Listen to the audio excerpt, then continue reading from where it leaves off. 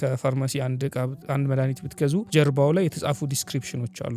እንደዚህ ካደረጋችሁት መድኃኒቱ ይሰራል፣ ከምግብ በኋላ ከምግብ በፊት እንደዚህ ቦታ ይቀመጥ፣ የሚቀመጥበትን ቦታ የምትወጡበትን አዋዋጥ ሰዓቱን ምናምን ያስቀምጣል። ያንን ተከትላችሁ ካልሄዳችሁ ጤናችሁ አደጋ ላይ ይወድቃል። ቁርአን ማለትም የህይወታችን ዲስክሪፕሽን ነው። በዚህ መልኩ ካልሄዳችሁ እንደዚህ ካደረጋችሁ ትበላሻላችሁ፣ እዚህ ቦታ ካልተቀመጣችሁ እንትን ትላላችሁ ብሎ የሚያስቀምጥ እንትን ነውና ከቅዱስነቱ ባሻገር እስክሪብቶና ወረቀት ይዘህለት አንድን አያ አስባቡን ንዙሉን ስታወጣው ፊቅሁን ስታወጣው ምናምን ያለህ ነገር ደግሞ በጣም አታችድ እየሆንክ ትመጣለህ። አንድ ደርስ ቁጭ ብዬ ነበር። ደርሱን ቁጭ ብለን ቢስሚላሂር ረህማኒር ረሂም ነው ደርሱ። ባን እያብራራው ኡስታዙ ባን እያብራሩት ማለት እኔ ነበርኩኝ ደርሱ ላይ ባን እያብራሩት ወላሂ ሰዓታት ሄድ ቢስሚላሂር ረህማኒር ረሂም ላይ ስላለው የባ ኮንሰፕት ኢማጂን ቁርአን ላይ ያሉትን ወርዶች ደግሞ። ስለዚህ አላህ Subhanahu Wa Ta'ala ወቃለ الذين ሲል فقال الذين ሲል ዝም ብሎ አይደለም።